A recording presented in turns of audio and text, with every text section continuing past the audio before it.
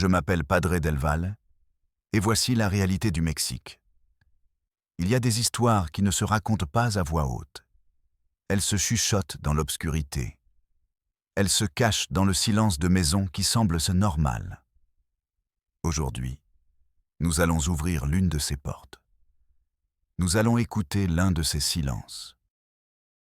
L'histoire que je vais vous raconter n'est pas une fiction. C'est le témoignage enregistré d'un enfer personnel. Une année entière d'horreur, capturée par la seule personne qui a osé regarder. La victime, le témoin, le bourreau. Voici l'histoire de la fille sœur. Un titre qui glace le sang. Une description qui renferme une perversion que l'esprit refuse de traiter. Si vous êtes sensible aux réalités les plus crues de notre monde, ce n'est peut-être pas votre place ici. Mais si vous pensez que la vérité, aussi douloureuse soit-elle, doit être dite, alors restez, abonnez-vous, non pas pour augmenter un nombre sur un compteur, mais pour être un témoin de plus, pour que l'écho de cette histoire ne se perde pas dans le vide, pour que l'indifférence ne l'emporte pas à nouveau. Commençons. Javier était un jeune journaliste. Il croyait encore pouvoir changer le monde avec un article. Ou du moins, exposer une petite partie de sa pourriture. Il a reçu un email un mardi soir. Anonyme. 3 phrases. J'ai des preuves. Personne ne me croit. Aidez-moi. Et une adresse. Un café anonyme dans le centre-ville. Javier s'y rendit. Il s'attendait à voir un fou, un mythomane. Il a trouvé une fille qui ressemblait à un fantôme, Isabella. Elle n'avait pas plus de 19 ans. Ses yeux étaient 2 puits vides. Elle n'a pas beaucoup parlé. Ses mains tremblaient en tenant une tasse de café qu'elle n'a jamais bu. Elle lui a remis un disque dur externe. Petit, froid au toucher. « Tout est là », murmura-t-elle. Sa voix était un fil sur le point de se rompre. Une année de ma vie, une année de son enfer. Elle se leva et partit, sans se retourner, laissant Javier avec ce petit cercueil numérique sur la table. Cette nuit-là, dans son petit appartement, Javier eut peur. Pas une peur physique. C'était la peur de l'inconnu, la peur de ce qu'il pourrait trouver sur ce disque. Il le connecta à son ordinateur. Le curseur clignota sur le premier fichier. Une date. Il y a exactement 1 an. Il cliqua. L'écran s'est rempli de l'image d'un salon. La qualité n'était pas bonne. La caméra était fixe, cachée quelque part sur une étagère. Le son était faible, plein de parasites. Une famille dînait. Un père, une mère, un jeune garçon et une fille qu'on ne voyait pas bien, Isabella. Elle semblait normale, trop normale. Il parlait du temps, de l'école. Mais l'atmosphère était tendue. Le père, Ricardo, ne regardait pas sa femme quand il parlait. Il regardait la fille. Un regard qui n'était pas celui d'un père. La mère, Elena, le voyait. Et elle ne faisait rien. Son visage était un masque de résignation. Le petit frère, Léo, gardait les yeux fixés sur son assiette. Comme si la nourriture était le seul endroit sûr dans cette maison. Javier a avancé la vidéo. Le dîner était terminé. Le père s'est levé, en passant devant la chaise d'Isabella. Sa main s'est posée sur son épaule. Et elle est restée là. Trop longtemps, en serrant, en marquant. La caméra a capturé le visage de la mère. Une grimace presque imperceptible. Ce n'était pas de la douleur, ce n'était pas de la colère. C'était de l'approbation. Javier a senti un frisson le parcourir. Il ferma le fichier. Le silence de son appartement lui sembla soudain menaçant. Il comprit qu'il n'était pas en train de regarder une simple histoire de dysfonctionnement familial. Il était sur le point de descendre dans un abîme. Et au fond, il trouverait un monstre au visage de père. Il ouvrit le deuxième fichier. 3 semaines plus tard. La caméra était dans un couloir, cachée dans une fausse plante. Isabella se dirigeait vers sa chambre. Ricardo, le père, sortit de la sienne. Il lui barra le passage. La scène était silencieuse. Il n'y avait pas de cris. Seulement la voix basse et sifflante de l'homme. Le microphone la captait à peine. « Où crois-tu aller » Isabella ne répondit pas. Elle était paralysée. Il s'approche. Il envahit son espace. « Toi et moi devons parler, » dit-il avec un sourire tordu. « Se rappeler les règles de cette maison. » Sa main se leva et caressa sa joue. Isabella frissonna. « Tu es à moi, » murmura-t-il, si près que la caméra déformait le son. « Depuis ta naissance. Avant d'être ma fille, tu es mienne. » La caméra trembla. Un mouvement brusque. Isabella avait trébuché en arrière. Ricardo rit, un rire doux, cruel. Puis il partit. La vidéo ne s'est pas arrêtée. La caméra a continué à filmer. Elle a filmé Isabella, de dos, appuyée contre le mur. Elle a filmé ses épaules secouées de sanglots silencieux. Elle a filmé le son de sa respiration saccadée. Elle a filmé le silence oppressant d'une maison qui était une prison. Javier arrêta la vidéo. Il passa ses mains sur son visage. L'air de son appartement sentait la peur. Une peur étrangère qui s'insinuait dans ses pores. Il pouvait sentir le froid de ce mur contre son dos. Le toucher collant de cette caresse. Le goût métallique de la terreur dans sa bouche. C'était l'horreur dans sa forme la plus pure, celle qui n'a pas besoin de sang. Elle n'a besoin que de silence et de complicité. Il ouvrit un autre fichier. L'anniversaire de Léo. Son petit frère fêtait ses 10 ans. La caméra était dans le salon. Il y avait un petit gâteau sur la table. 3 bougies, 10, 11, 12. La mère, Elena, lui chantait « Joyeux anniversaire ». Sa voix était fragile, cassante. Ricardo était assis dans son fauteuil. Il observait. Léo souffla les bougies. Tout le monde applaudit, sauf Ricardo. « Fais un vœu, mon fils », dit Elena avec une joie forcée. L'enfant ferma les yeux avec force. Quand il les rouvrit, il regarda sa sœur. Un regard suppliant, d'espoir. Cela ne dura qu'une seconde, mais Ricardo le vit. Il se leva lentement. L'atmosphère se figea. Il marcha vers l'enfant. Il posa une main lourde sur sa tête. « Qu'as-tu demandé au diable, hein ?» dit-il d'un ton faussement enjoué. Léo ne répondit pas. Il tremblait. « Tu lui as demandé de te la donner, n'est-ce pas ?»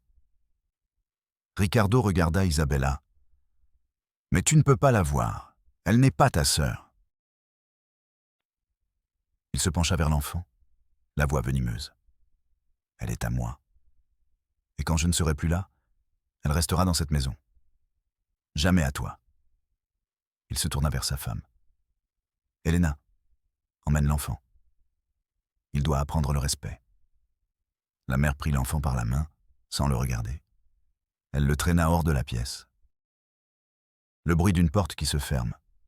Un sanglot étouffé. Ricardo se rassit. Il coupa un morceau de gâteau et commença à le manger. Seul, en silence. Fixant la caméra, comme s'il savait que quelqu'un l'observait. Javier eut un haut le cœur. L'horreur n'était pas l'abus. C'était la normalisation de l'abus. La liturgie quotidienne. La pédagogie de la terreur. Chaque vidéo était pire que la précédente. Une dispute où Elena giflait Isabella pour avoir provoqué son père. Un enregistrement audio réalisé sous une porte, avec les sanglots de Léo et la voix de Ricardo, lui apprenant à devenir un homme. Et puis, le dernier fichier, le plus récent, intitulé simplement « La cérémonie ».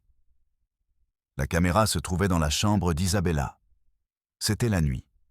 La porte s'ouvrit. Ricardo et Elena entrèrent. Il portait son plus beau costume. Elle, une robe sombre. On aurait dit des funérailles. « C'est l'heure », dit Elena, d'une voix dénuée de toute émotion.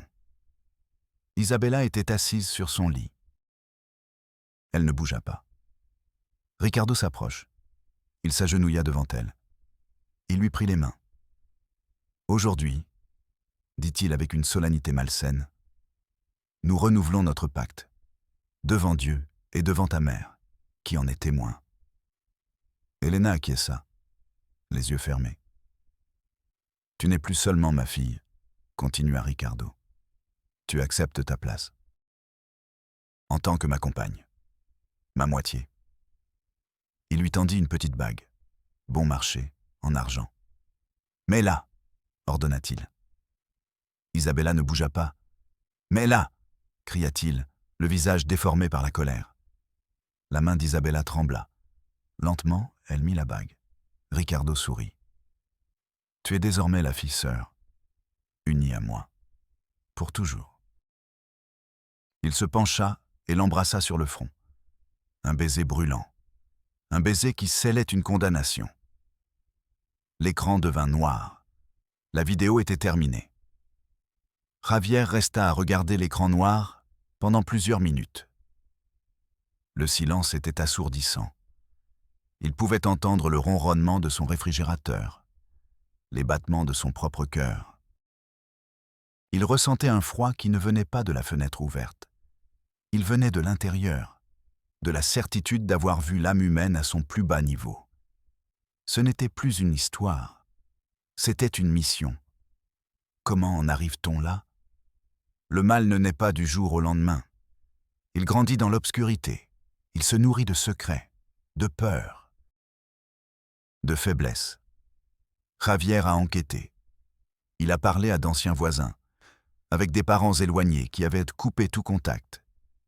Et il reconstitua l'histoire, pièce par pièce. Ricardo n'a pas toujours été un monstre.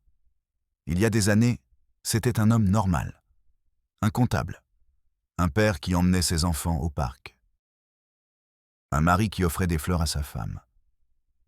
Mais il a perdu son emploi. Une crise économique l'a emporté. Et avec son emploi, son identité a disparu. Sa fierté. L'homme qui affrontait le monde est devenu un tyran domestique. Le seul royaume qui lui restait était sa maison. Et il a décidé de le gouverner par la terreur. Elena fut sa première victime. Et sa complice la plus fidèle. Au début, elle se battit. Elle discutait avec lui. Elle défendait ses enfants. Mais la peur est un acide. Elle ronge lentement la volonté. Une ancienne voisine se souvint d'une nuit. Une terrible dispute. Des cris. Des objets cassés.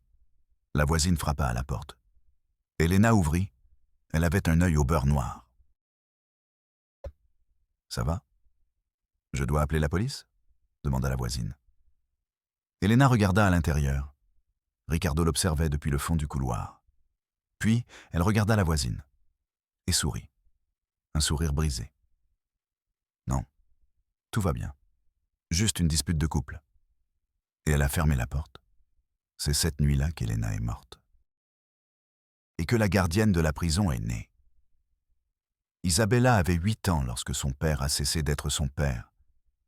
Elle ne s'en souvient pas comme d'un événement, mais comme d'un changement dans l'air. La façon dont il la regardait. Les blagues qui n'étaient pas des blagues. Les câlins qui duraient trop longtemps. Elle a commencé à se cacher, à devenir invisible. Mais dans une maison aussi petite, il n'y a nulle part où se cacher. L'enfer de Léo a commencé après, quand Ricardo a vu en lui un rival. Un futur homme qui pourrait lui disputer sa propriété. Il a donc décidé de le briser dès son enfance, de lui apprendre que toutes les femmes de cette maison n'appartenaient qu'à lui. L'idée de la caméra est née du désespoir. Isabella avait 17 ans. Elle a essayé d'en parler à une tante. La tante ne l'a pas cru. Ton père t'adore. Tu exagères. À une conseillère scolaire. La conseillère lui a dit que c'était des fantasmes d'adolescente. Personne ne la croyait. Le monde extérieur voyait un homme respectable.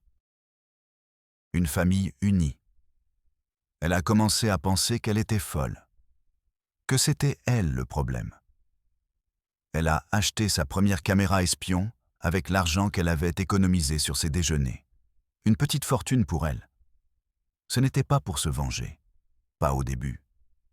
C'était pour avoir des preuves. Pour se prouver à elle-même que le monstre était réel. Que l'enfer qu'elle vivait n'était pas le fruit de son imagination. La caméra est devenue son seul témoin, son seul allié, son seul espoir. Un petit œil de verre qui enregistrait la vérité, alors que le monde choisissait de détourner le regard. Avec le disque dur dans son sac à dos, Javier sentait le poids de 3 vies. Sa première destination était évidente. La police. Le commissariat du quartier était un bâtiment gris et déprimant. Il sentait le désinfectant bon marché et le désespoir. Il fut accueilli par un agent vêtu d'une chemise tachée de café et affichant un air d'ennui infini. Javier expliqua la situation, avec urgence, la voix chargée de la gravité de ce qu'il avait vu. L'agent l'écoutait tout en remplissant un mot croisé. Il ne leva pas les yeux.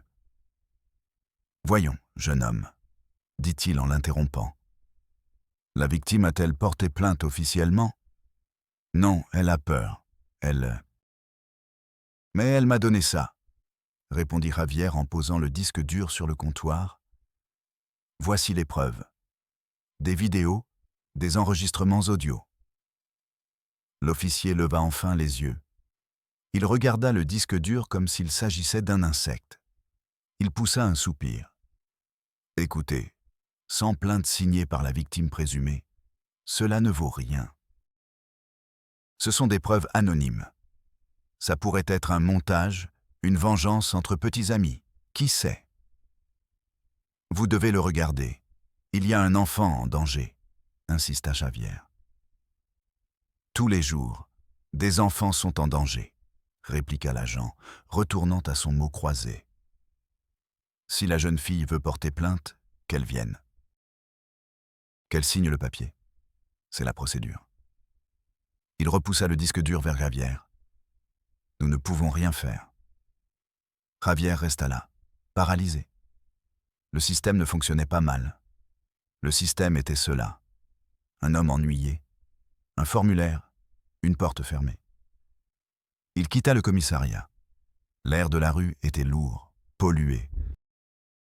L'impuissance était comme une pierre dans son estomac. Il ressentit le même désespoir qu'Isabella devait ressentir chaque fois qu'elle demandait de l'aide et se heurtait à un mur. Sa prochaine étape, le bureau du procureur chargé de la protection des mineurs. Un endroit aux murs pastels qui tentèrent de dissimuler l'horreur dont il traitait quotidiennement. Il obtint un rendez-vous avec une assistante sociale. Carmen, une femme d'une 50aine d'années, aux yeux fatigués qui avait tout vu. Elle l'écouta, avec attention, en acquiesçant, en prenant des notes. Javier sentit une lueur d'espoir. Il lui raconta tout. La fille-sœur, la cérémonie, la terreur de l'enfant. Il lui a proposé le disque dur. Carmen l'a regardé avec une tristesse sincère. « Je vous crois, » a-t-elle dit. Et pendant un instant, Javier a senti que le mur se fissurait. Mais ensuite, la professionnelle a repris le contrôle. Mais vous croire ne suffit pas. Le système a besoin d'autres types de preuves. Y a-t-il des rapports médicaux attestant des blessures ? Des témoins extérieurs prêts à témoigner ? La violence psychologique et l'inceste sont les cas les plus difficiles à prouver. C'est sa parole contre la sienne. « Mais il y a les vidéos !» s'exclama Javier. Des vidéos enregistrées sans consentement, dit-elle, presque dans un murmure. Un bon avocat pourrait les invalider, prétendre qu'elles ont été manipulées, sorties de leur contexte. Son regard se perdit dans la pile de dossiers sur son bureau. Chaque dossier, une tragédie. « Écoutez, » dit-elle en lui tendant une liasse de papier. « Remplissez ces formulaires. Décrivez tout. Nous pouvons ouvrir un dossier risque familial. Envoyer un enquêteur. Mais ce sera une visite annoncée. Ils feront semblant que tout va bien. C'est un processus long. Lent. » Javier regarda les formulaires. Des questions bureaucratiques pour une horreur indescriptible. « Combien de temps ?» demanda-t-il. Carmen haussa les épaules. « Des semaines, des mois. Nous avons des centaines de cas. » « Des centaines d'Isabella. Des centaines de Léo, en attente. » Pendant que le système remplissait des formulaires. Javier sentit un froid glacial l'envahir. L'espoir s'était éteint. Il se trouvait dans un bureau conçu pour aider les enfants. Et on lui disait que l'aide prendrait des mois. Des mois dans cette maison était une condamnation à mort pour l'âme. Désespéré, il fit appel à un contact qu'il avait au bureau du procureur général. Il obtint un entretien de 15 minutes avec un procureur adjoint. Un jeune homme ambitieux, vêtu d'un costume coûteux et arborant un sourire qui n'atteignait pas ses yeux. Javier alla droit au but. Il lui montra un extrait de la vidéo de « La cérémonie ». Le procureur regarda. Son visage resta impassible. Mais un muscle de sa mâchoire se crispa. Il éteignit la vidéo. Il se cala dans son fauteuil en cuir. « C'est dégoûtant, » dit-il. « Franchement perturbant. » Javier attendit. Le procureur joignit les mains sur son bureau. « Mais, » dit-il, et ce mot tomba comme une pierre. « Le père, Ricardo Montes, je me suis renseigné sur lui. C'est un membre respecté de sa communauté locale. Il fait des dons à des œuvres caritatives. Il n'a pas de casier judiciaire. Le poursuivre avec des preuves obtenues de cette manière, c'est de la dynamite. » Il regarda Javier. Le système judiciaire n'est pas un instrument de justice divine, monsieur le journaliste. C'est un champ de bataille. Et je ne m'engage pas dans une bataille que je ne peux pas gagner. Ce serait suicidaire pour ma carrière, et cela n'aiderait en rien la jeune fille. « Alors que faisons-nous » demanda Javier, la voix brisée par la frustration. Le procureur se leva et regarda par la fenêtre, vers la ville. « Amenez-moi la victime.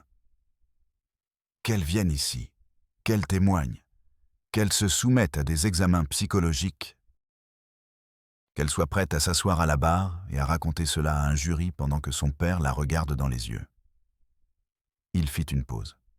« Si elle peut faire cela, nous avons un dossier. Sinon, nous n'avons qu'une histoire très triste. » C'était le coup de grâce. Le système demandait à la victime brisée d'être une guerrière invincible. Il demandait à la petite fille terrifiée d'affronter seule son monstre. Le système ne cherchait pas à la protéger. Il cherchait à se protéger lui-même. Lorsque Javier quitta ce bâtiment de marbre et de verre, il comprit la vérité. Il n'y avait pas d'aide. Pas là où elle était censée se trouver.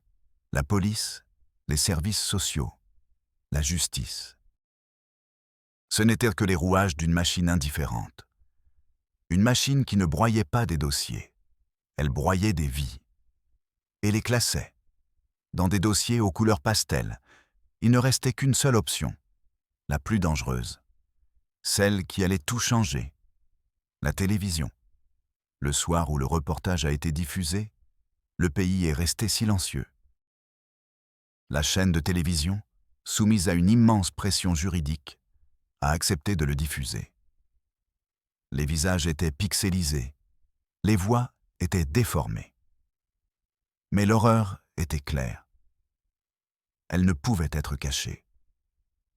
On voyait la main du père sur l'épaule de sa fille. On entendait sa voix sifflante dans le couloir. On voyait le visage vide de la mère, pendant que son fils pleurait. Le reportage n'accusait personne.